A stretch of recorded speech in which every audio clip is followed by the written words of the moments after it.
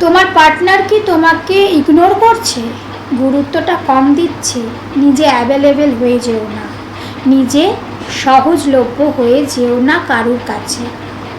আমরা যখন কোনো রিলেশনশিপে যাই, ফার্স্ট 6 মান্থ কিন্তু হানিমুন পিরিয়ড থাকে, তারপর থেকে প্রবলেম ক্রিয়েট হতে শুরু করে।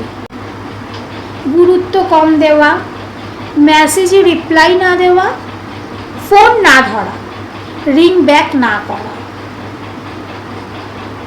তখন যদি আমরা কিছু রুলস মেনটেন করে চলি, তাহলে কিন্তু কোনো দিন রিলেশনশিপে প্রবলেম আসবে না। সেটা হোক হাজব্যান্ড ওয়াইফ রিলেশনশিপ অথবা লাভ রিলেশনশিপ, যে কোনো রিলেশনশিপে। নাম্বার 1, ইমোশনাল হব না। সবসময় ফোন করব না, সবসময় মেসেজ করব না। যদি সেই মানুষটা দেখে যখনই ফোন খুলছে তোমার ফোন থেকে 10টা 12টা 20টা মেসেজ ঢুকছে, 7টা 8টা মিস কল ঢুকছে, তাহলে কিন্তু তুমি ইগনোর করবে সে তোমাকে, তুমি কিন্তু তোমার গুরুত্বটা হারাবে। এগুলো করব না। তুমি কি নিজের চারধারে একটা বাউন্ডারি ক্রিয়েট করে রাখবে। কি বাউন্ডারি?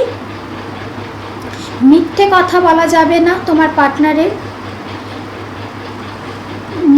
তোমার পার্টনারকে সবসময় লয়াল থাকতে হবে, তাহলে তুমি রিলেশনশিপে থাকবে, না হলে রিলেশনশিপ ব্রেকআপ করবে। এই বাউন্ডারিটা তোমার চারধারে ক্রিয়েট করো। আননেসেসারি তোমাকে অপমান করা যাবে না। নাম্বার 2, কাজে বিজি থাকো। সবসময় নতুন কিছু শিখতে চেষ্টা করো। যদি বিজি থাকতে না পারো, থেকো না, বিজি থাকার নাটক করো।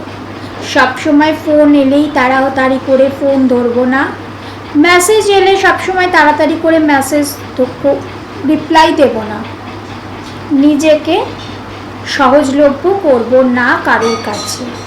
আমরা বাইরে যদি কোনো জিনিস কিনতে যাই মার্কেটে, যদি খুব তাড়াতাড়ি জিনিসটা পেয়ে যাই, সেটার প্রতি কি আমাদের গুরুত্ব থাকে? থাকে না। সেরকম একটা রিলেশনশিপও কিন্তু এটা ভীষণভাবে ম্যাটার করে। নাম্বার 3, নিজেকে গ্রুম করো। আগে যখন তুমি মিট করতে যেতে, খুব সুন্দরভাবে সেজে গুজে যেতে, খুব সুন্দর কথা বলতে। ইভেন হাজব্যান্ড ওয়াইফ সম্পর্কেও যখন বিয়ের প্রথম খুব সুন্দরভাবে সেজে গুজে থাকতে, খুব ভালো কথা বলতে।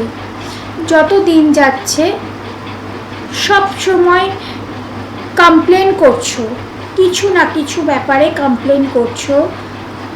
পাশে এলে গা দিয়ে মাছের আষ্টে গন্ধ বেরোচ্ছে, চুল অগোছালো, চুলটা এলোমেলো হয়ে থাকছে। একদম না। বাড়িতে থাকো, তাও নিজেকে গ্রুম করো। বাইরে বেরো, নিজেকে পরিপাটিভাবে সাজিয়ে গুজিয়ে বেরো। নাম্বার 4, কারুর প্রতি ডিপেন্ডেন্ট হয়ে পড়ো না। ফিনান্সিয়ালি ডিপেন্ডেন্ট হয়েও না, মেন্টালি ডিপেন্ডেন্ট হয়েও না। তুমি একা। যদি কেউ তোমার কাছে থাকে তো থাকুক, যদি কেউ না থাকে, না থাকো। তুমি তোমার মতোভাবে চলবে। যখন দেখবে যে তোমার পার্টনার বা তোমার হাজব্যান্ড যখন দেখবে তুমি তার উপর ডিপেন্ড নও, দরকার পড়লে তুমি তাকে হেল্প করো, অতিরিক্ত নয়। যতটা প্রয়োজন তার থেকে কিছুটা কম, বা যতটা প্রয়োজন ততটা। প্রয়োজন পড়লে তুমি হেল্প করো, কিন্তু তুমি সবসময় হেল্প নেবে না। মেন্টালি হেল্প নেব না,